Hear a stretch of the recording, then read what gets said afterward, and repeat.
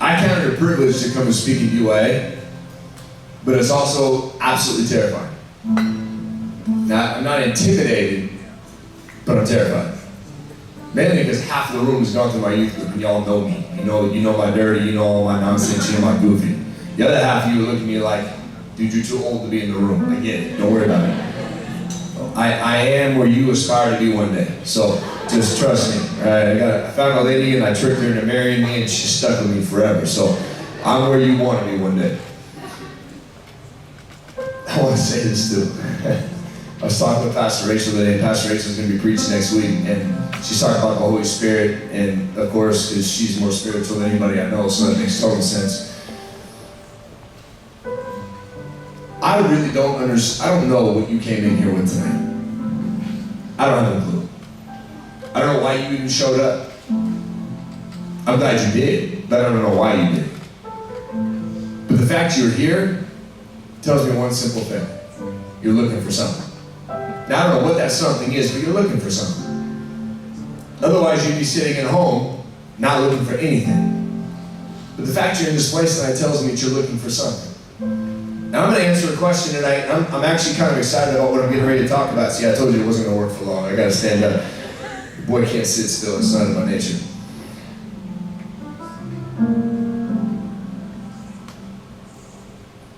There's a question that you guys have asked. What do I do? How do I navigate? How do I manage the waiting season of life? I'm having Ralph play the whole time I talk because, again, it sounds better and just breaks up the awkwardness of the room. So you guys good with that? Give it up for Ralph. Give it up for Ralph. You got someone on the key standing behind you, sitting behind. Ooh, you're sitting. Touche, bro. All right. Matthew chapter 9, verse 17 is my verse tonight. Throw that up on the screen if you will. How do I navigate the waiting season of life?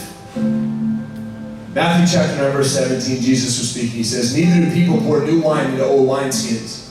If they do, the skins will burst, the wine will run out, and the wineskins will be ruined. No, they pour new wine into new wineskins, and both are preserved. Father, your word is alive and active.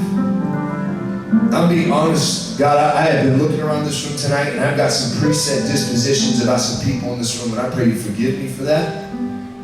God, that you would wash away my sinful nature, the fact that I'm looking at things the way that I'm looking at them. You don't look at them the way I do. So, Father, I pray you give me your eyes to see. You break my heart for these people, and that from your heart, your words would come through my mouth to their hearts, and it would impact them right where they're at, every person in this room. I pray your word is alive and active, and that your spirit preaches a louder sermon to them than I ever could. I declare that happened in this place. In Jesus' name, everyone said. How do you navigate the waiting seasons of life? I like the question because everybody goes through a waiting season. Everyone goes through a desert season. I'm going to be using different phrases like desert season, waiting season, dry period. It's a season of life when you don't feel like things are awesome and they're not going the way you want them to go and they're not happening the way you want them to happen. You just got done with an awesome and now you feel like you're in a dry spell and you're waiting to get through the desert to get to what's next. Anyone with me? Anyone ever waited for what's next? You can't wait for what anyone ever waited for what's next? Anybody else? Anybody else? Wow, okay. For example, when you guys go to lunch or you go to dinner, let's say you go to a nice dinner, you go to Ruth's Chris, you sit down and you have a salad, what's next? You guys suck. When you go to dinner and you sit down and you have a salad, what comes next? The entree. Crying out loud. Food. It would have been an acceptable answer. You eat the steak, and then after the steak, what comes next? Dessert! You're always waiting for what's next, but there's that in-between period. After you eat the 14 little pieces of lettuce that they give you with 3 blue cheese crumbles, and like they drizzled water on it, they said it was vinaigrette, it's a load of crap. When you eat that, and you're starving, there's that in-between period. Where you know the food's ready, but they're just not bringing it out. Like you know it's there, it's done, but the waiter is refusing to grab your order and bring it out to you. They're going to make you wait. And And then after you've eaten your steak, there's that other terrible waiting period where you want your dessert so bad, but you gotta wait. Those waiting seasons. Now I correlated this with food because I'm a fat kid on the inside. I love food. I'm trying to talk about your waiting season. Tonight I want to talk about 2 men in the Bible that went through desert periods. First one is David. The second one is Jesus. Now there are 3 profound men who went through waiting periods. David, Jesus, and the third one was Moses. And I'm not going to focus a whole lot on Moses, but we're going to talk about how do I navigate the waiting season of life? How do I navigate the time where I have done what I need to do? Now there's nothing taking place in my life. I can't get to where I want to go because God's making me wait. What do? I am literally smack dab in the middle of that season right now in my life.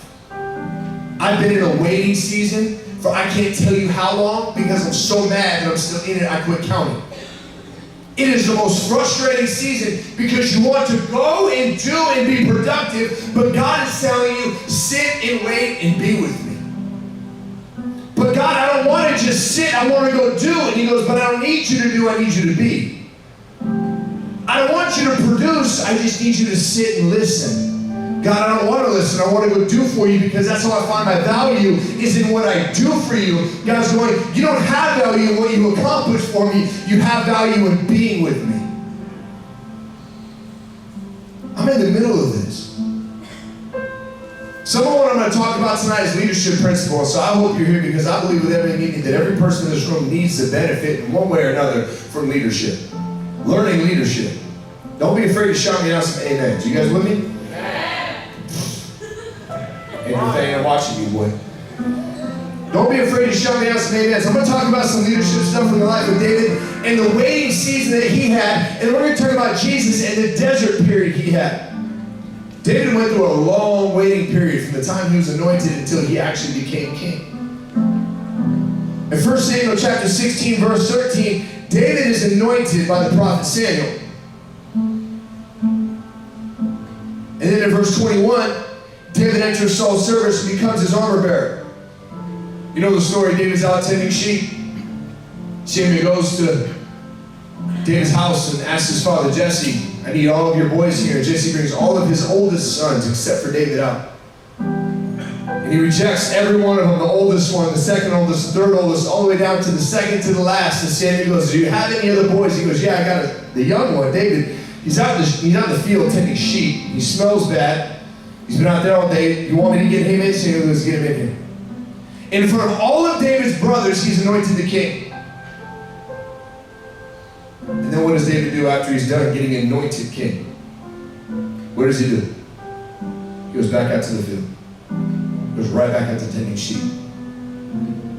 If you're taking notes, which you should be, every one of you should take notes. You're not smart enough to remember everything I say, so write it down. Waiting seasons almost always come after powerful moments with the Lord. Waiting seasons almost always come after powerful times with God. David's anointed. The Bible says the Spirit of the Lord came upon him powerfully, and he went back out to watch sheep. Now, if the Spirit of the Lord comes upon me powerfully, I'm walking out trying to call fire to heaven like Elijah. David goes back out and starts tending sheep, make sure that every one of them is still there. And then in verse 21, it says that David enters Saul's service and becomes an armor bearer. And then in chapter 17, verse 15, it says that David went back and forth from Saul, tending his father's sheep. Throw that verse up there. Chapter 17, verse 15. Maybe it's not up there. It's not. That's awkward. 17:15 says this, but David went back and forth from Saul to tend his father's sheep at Bethlehem. When you're in the middle of a waiting period, you know what that's for? To develop your ability to do more than one thing at once. You need to grow as a leader. You need to grow as a person. Develop some strengths. You need to be able to do more than one thing at a time. He learned how to do more than one thing at a time and do them both well. And then verse 20, chapter 17, verse 20, says this, early in the morning, stop. What time of the day? Early. When? Early in the morning. He didn't get up at 9 o'clock, 10 o'clock. He didn't sleep until noon. David got up early in the morning. This isn't a spiritual point, this is a practical point. Some of y'all are so lazy, you need to get out of bed before 9 o'clock in the morning. My dad told me this when I was in junior high, because when you're in junior high, apparently that's important to know. But when you're in junior, my dad told me this in junior high, he said, Ryan, about 5 o'clock in the morning, half the world's awake and already working. I said, yeah, the other half of the world's on the other side of the world, Dad. It's daytime over there. That didn't go well, I got in trouble. But it's still true. 17 verse 20. Early in the morning, David left the flock in the care of a shepherd, loaded up, and set out as Jesse had directed. David never neglected the small responsibilities just because he had been given a bigger opportunity.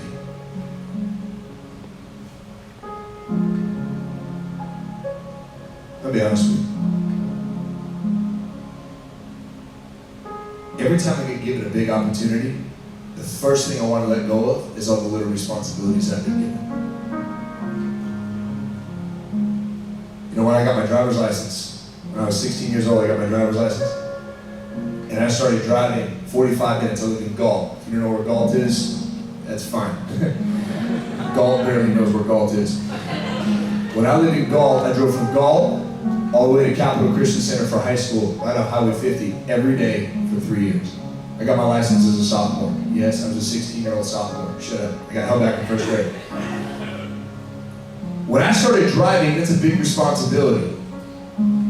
But just because I started driving didn't mean that I got to stop mowing the lawn on Saturdays. That was a small responsibility. Just because I started driving, I got given a bigger opportunity, didn't mean that I didn't have to take out the trash still. See, what happens in our life, and the reason why God doesn't give us a lot more than what it is He's given us, is because we haven't proven that we can do more because we're not faithful with the little. And when you're faithful with little, then God can give you more. David was given a task by his father. He goes, David, I need you to take some food to your brothers at the battle. So David gets up early in the morning. You know David was excited about this. There's a war going on, and all of David's older brothers are out at the battle and they're fighting. You know they talked about it at night. Sitting around the table, talking about who Eliab had fought that day. Talking about who his older brothers had taken on that day, what was going on. And finally Jesse looks at David and goes, David, I need you to go to the war. David's fired up. He's the little brother. He's all pumped. He finally gets to go to the battle. He can't wait. He gets up early in the morning. I bet he slept in his clothes. Get up, ready to go. You ever seen Big Green, the soccer movie? That little kid that woke up with his cleats on and his shin guards on and his uniform on. That's what I picture David. Big Green David. Got up early in the morning, and the Bible says that before he set out to get to the battle, he left the sheep in the care of another shepherd. Before he was able to take on the larger responsibility, he didn't neglect the smaller responsibility of the sheep. Listen, some of you are going, God, I want more in my life. And God's going, I can't give you more because as soon as I give you more, you're going to neglect the little I've already entrusted you with. How do I navigate the waiting season of my life? Remain faithful in the little things. That's how you navigate waiting seasons.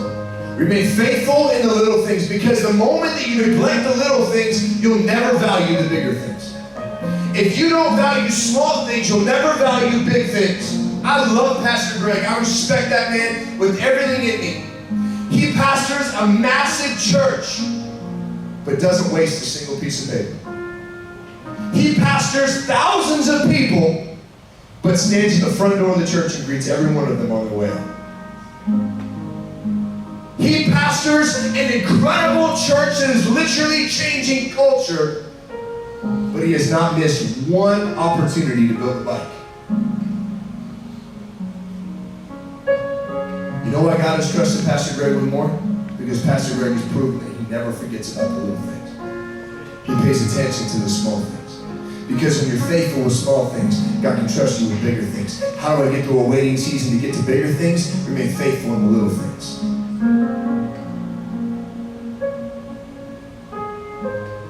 David was anointed the king. Do you understand? I don't think you understand. I don't fully understand. David was the king, anointed king. The youngest brother in his house, anointed king, but did not let go of the responsibility of keeping the sheep. Now, you gotta understand in Jesus' day, and back in David's time, shepherding was the worst job there could be. As a matter of fact, shepherds were so despised, they were so hated, so disrespected, that their word wasn't even trustable in a court of law. In other words, if a shepherd saw somebody murder another person, their testimony wasn't even trusted in the court of law. Their words were not even allowed to be written down in record because they were shepherds. It's the lowest position you can possibly have. It's the lowest position as a servant you could possibly have. And David gets anointed king and goes right back out to the lowest position you can possibly have. Why? Because when God trusts you with great things, you'll prove you'll be good with it in the little things. How do you prove to God you can be trusted with more? Be faithful in little. Oh, I need to write this down. This is good stuff. Chapter 17, verse 28 through 30. When Eliab, David's oldest brother, heard him speaking with the men, he burned with anger at him and asked, "Why have you come down here? And with whom did you leave those few sheep in the wilderness? I know how conceited you are and how wicked your heart is. You came down only to watch the battle."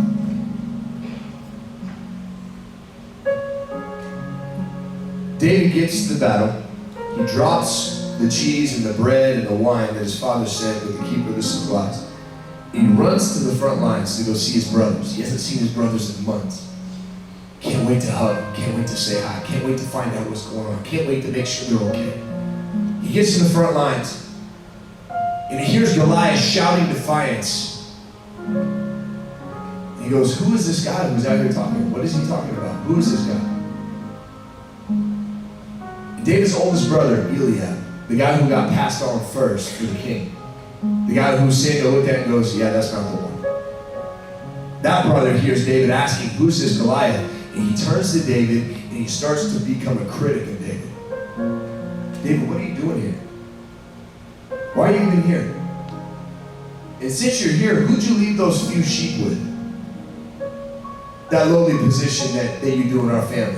Who'd you leave those people with? Who'd you leave those sheep with? I know your heart, David, you're wicked. You just want to see somebody fight." About critics? I'll tell you something about critics, whether you want to hear it or not. So here it comes. Critics are always people who have had the same opportunity you have, but failed to take their opportunity. Critics are always people who have had the same chance to do what you're about to do, but miss their opportunity. And so because of that, they're now critical of you for taking the same opportunity. Don't answer critics. Thank you. I got an amen from my man back here. Don't answer your critics.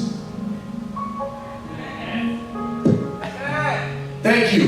Don't be answering your critics. Jesus didn't answer his critics. David didn't answer his critics. And oftentimes your critics are the ones that are supposed to be most welcoming, most loving, most caring, most supportive. It's his oldest brother, for crying out loud. It's Eliab. It's the dude who's supposed to be there, a support, an example. It's his oldest brother. And Eliab looks at him and becomes critical of little David. Why? Because for months, Eliab had been standing on the front lines, staring at Goliath, hearing the same words David heard for months, and never stepped out to face Goliath. Every day, Eliab woke up. "I'm going to do it.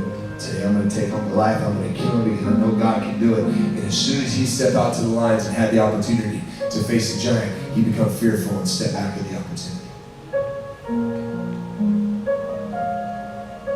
Day after day after day, Eliab missed the opportunity. But the moment little David comes walking up, because the Spirit of the Lord was upon him, "Who's this guy who's shouting defiance to my God?" Eliab instantly, "What are you doing here, David?"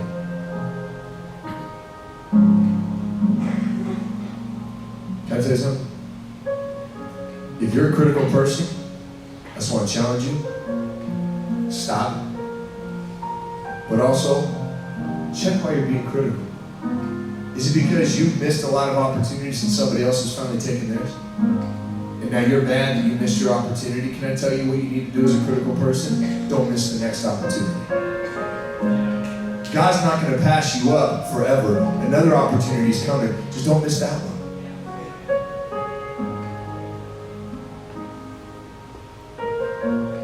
Don't miss just the opportunities that God sends your way. And when someone takes the ones that you've been offered and you didn't take, don't become critical. Just look for the next.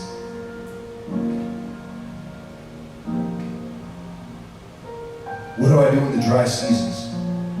What do I do in the waiting seasons of life? There are 3 things. I want you to write these things down. I'm getting ready to wrap up. 3 things I want you to write down tonight that you do in the waiting season. The first one is pray.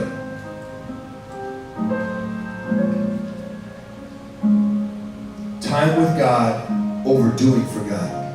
Time to be close with God without having to find your value in what you do for God. Do I need to elaborate on that? You guys got that point? You good? Number 2. Someone say number 2. Push the person next to you and say number 2. Push the person next to you. Push him. Push him. Push him. He's getting violent right now. I like that. That's good. All the girls are like, oh, stop. And you guys are like, I'm not pushing nobody. Bro code, I ain't pushing nobody. Love you, brother. I ain't pushing you. First one, 3 things to do in a waiting season. Pray. Spend time with God. The second thing you do, work hard. Work hard.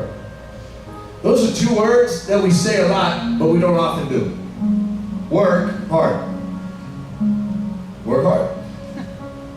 Work hard. Do hard work. Work hard. However you want to say it, we don't like to do it. But you know why you need to work hard? Because God doesn't use lazy people. That's right, that was good. Can I get an amen, bro? Amen, bro.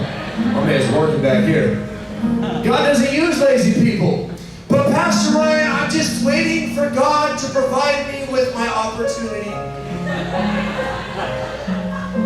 Just waiting, patiently waiting. Patiently waiting for a track to explode on me. 50 Cent. That album came out when I was in high school.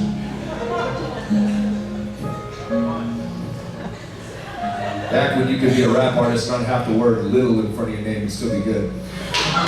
I'm dating myself, my bad. Work hard because God doesn't use lazy people. God never called, used, or anointed anyone out of a place of laziness. As a matter of fact, from my recollection, the only person that Jesus ever called to action from a place of nothing was Lazarus, and dude was dead. Everyone else that was ever called in Scripture was doing something when they were called. Every disciple that was called by Jesus was in the middle of doing their job when Jesus called them to follow him.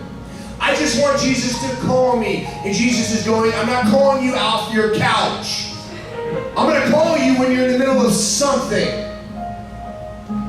The disciples were working. Elisha was plowing a field when he was anointed by Elijah. The dude was literally plowing a field being pulled by ox. And Elijah walks up and throws his cloak over Elisha, which was simple, but it symbolized that I'm anointing you to follow me. So what does Elisha do? Let me go make a sacrifice. Elijah goes, deuces. Starts walking. Elisha goes back, kills the oxen that were working. That sucks. Kills the oxen, sacrifices them, and then runs after Elijah to catch up with him. Dude was in the middle of plowing a field when God called him. And they killed the cows that were plowing the field with him. Man, that's rough. David was tending sheep.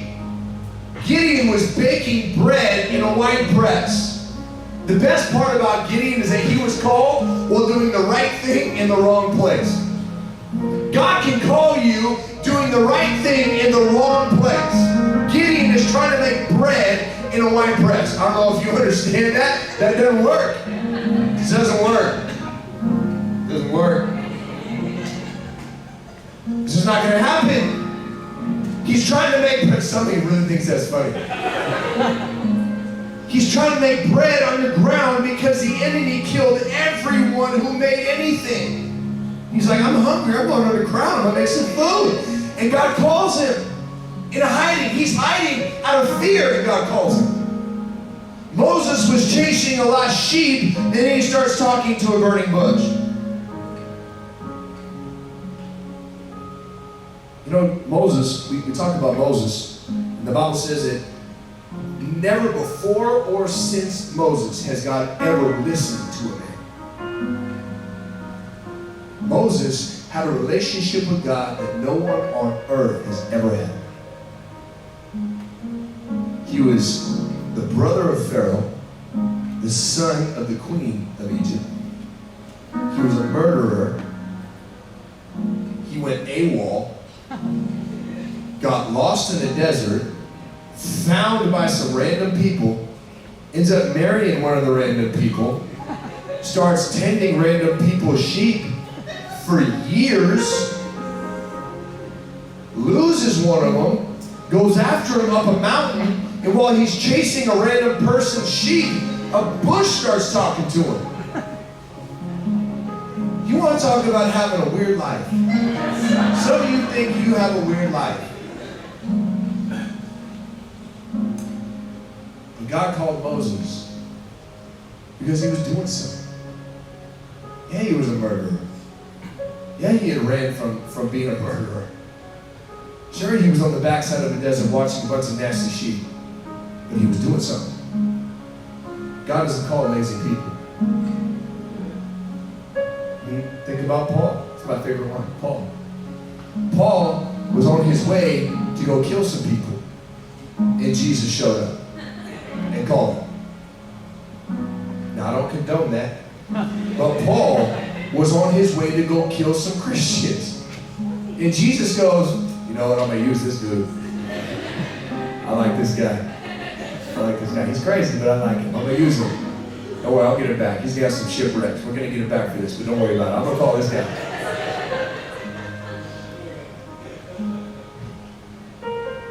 When you're in the waiting period, you need to pray. You need to work hard. You need to work hard. I wish that this church would be known by a generation that just works hard. I wish your boss would compliment everybody else because of how hard you work. Compliment you to everybody else that works so hard.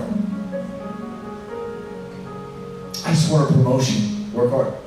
I just need a raise. Work hard. I want to attract the right people. Work hard. You know who attracts lazy people? Other lazy people. You know who hard workers are attracted to? Other hard workers. Take a look at your friends. I'll tell you a whole lot about who you are. Woo. Third thing you need to do. Be disciplined. Be disciplined. Discipline, not desire, determines your destiny. You can want it all you want, but until you become disciplined in it, you'll never have it. Until you become disciplined in it, you'll never have it. Be disciplined in the waiting season. The practice of small things develop the character needed to stand in the big things. This is where I'm going to close. Jesus, in Matthew chapter 4, gets called into the desert. The Bible says that he was led into the desert by the Spirit. There's some things I want you to learn about desert season right now. First one is this.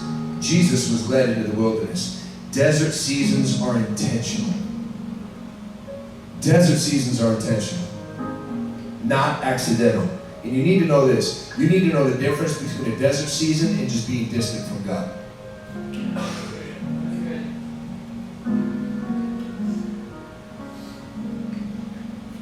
I didn't get an amen from anyone on this side. Someone say amen.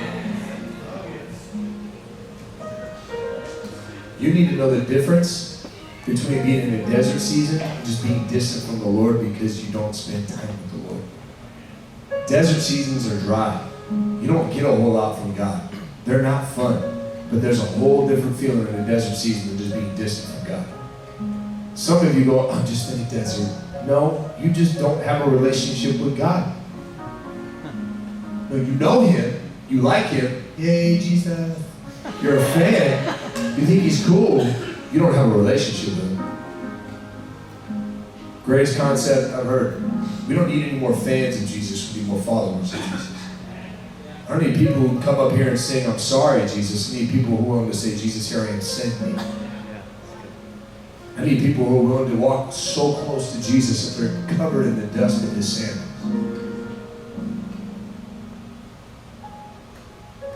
Jesus was led into the wilderness because it was intentional. The second thing, Jesus was tempted. Write this down. Temptation is just sin asking permission. Oh, that's really good. I'm going to say that again because some of y'all need to hear it for tonight. Temptation is just sin asking you permission.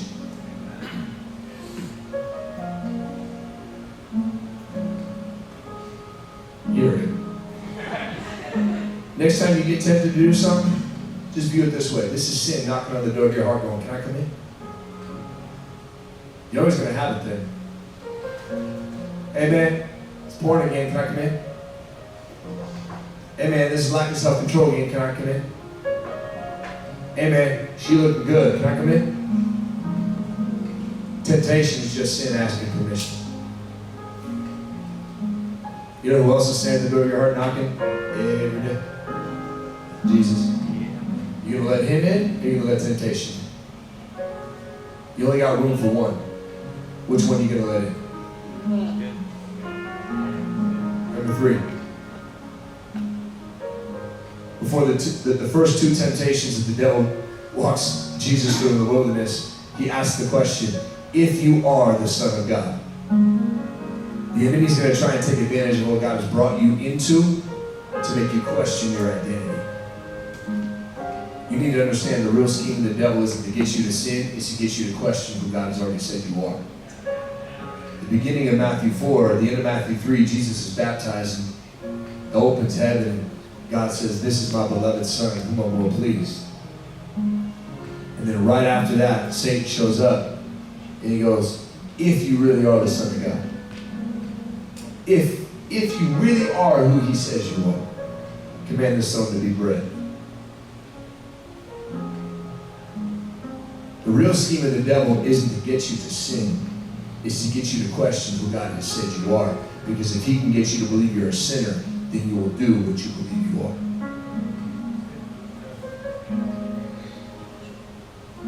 The last one is this.